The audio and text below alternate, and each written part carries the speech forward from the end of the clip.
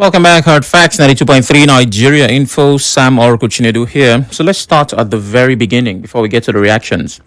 It started with the United States of America's designation of Nigeria as a country of particular concern.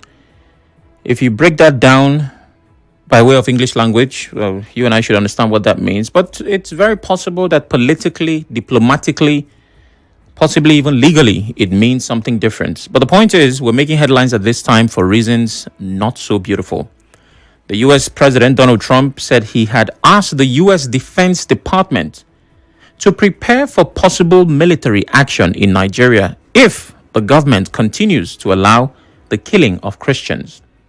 In a post on his social media handle, President Trump also threatened to cut off all US aid to Nigeria and wipe out the terrorists behind the killings. Now, it's important to note that there have been this Christian genocide narrative peddled around. It had come up a couple of weeks earlier. Nigeria had responded once again. I think there was a delegation sent to engage with our people just to be certain. And the position that the Nigerian government holds right now is the same one they held at the time. There is no such thing as a Christian genocide. Do we have security problems? Yes, we do. To devastating proportions. But the killings are not targeted at any religion, Christians and Muslims alike. And so, mirroring those thoughts, reiterating his stance, President Bola Ahmed Tinubu disagreed once again.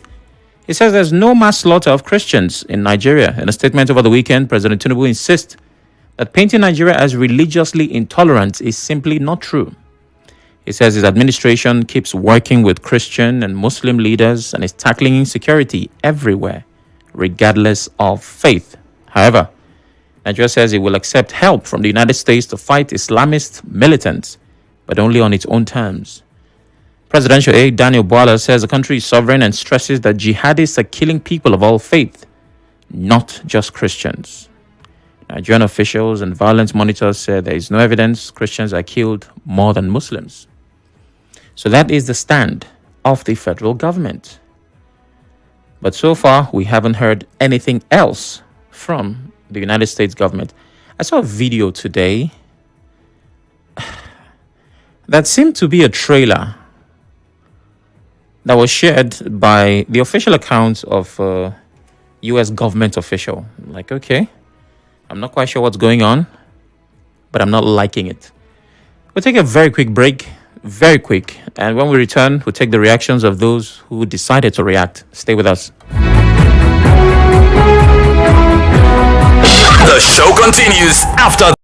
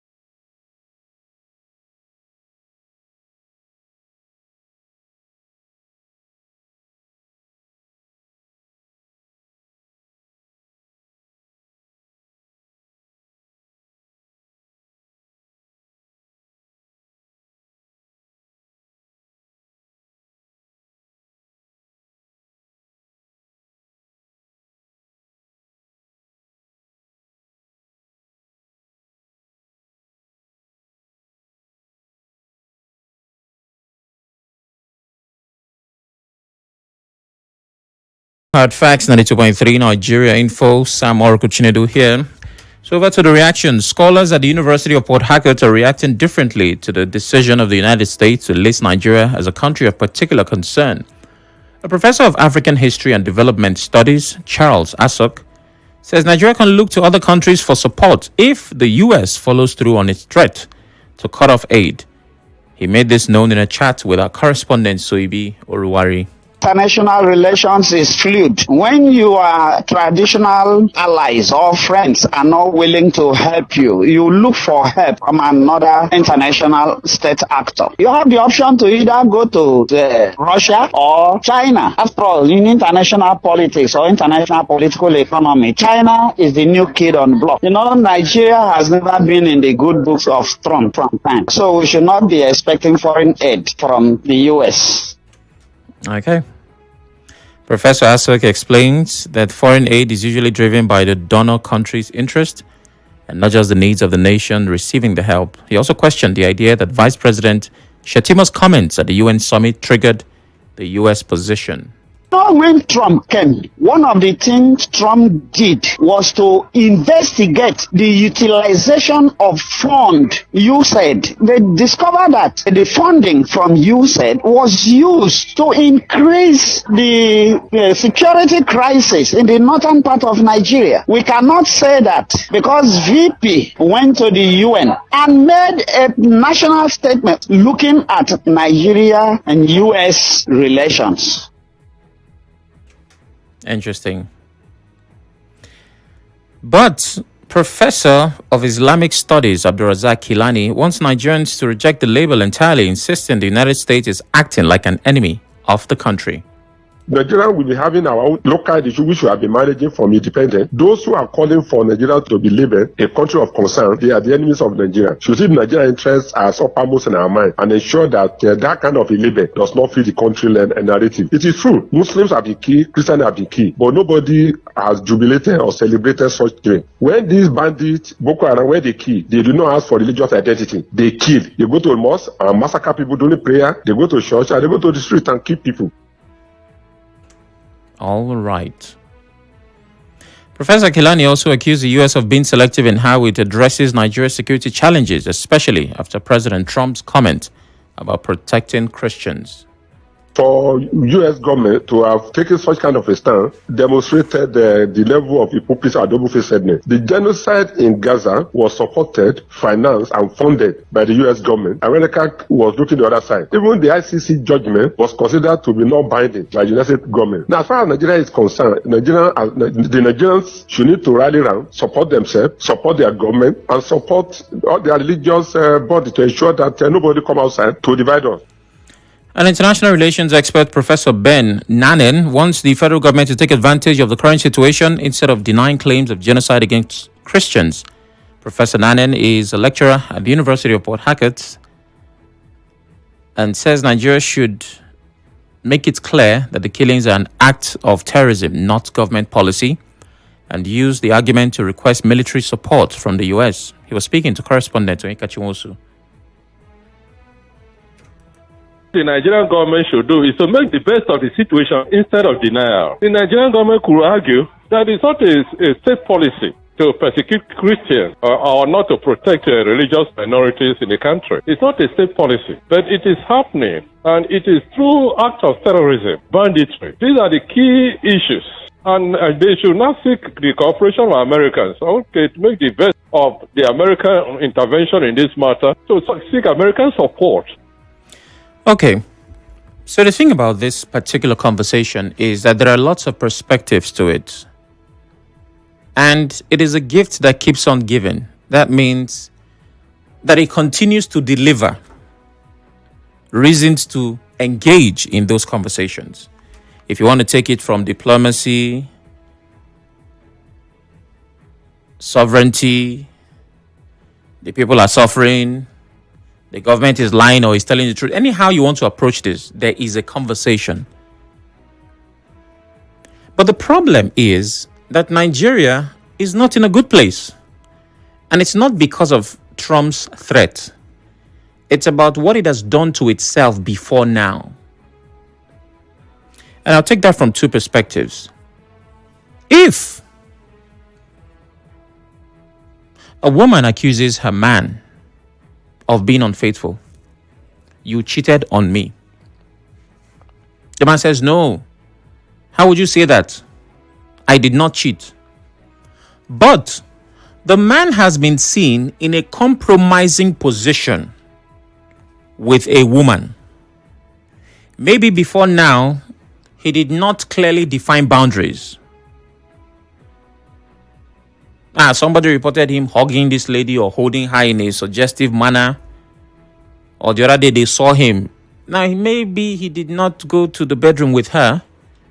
But some of the things that he has done makes people question his marital status. Are you sure this man is married? He has been caught in compromising positions. It is very easy to accuse that man of cheating, even if you cannot prove it. Because his antecedents does not put him in a good position. Now, the US says there is a Christian genocide in your country. That is their position. However they got to that position, we don't know. The country's response is not yes, is not no, but it is that we have problem of the killing of people. But those people are not only Christians. The killing is like national cake. We shared it equally.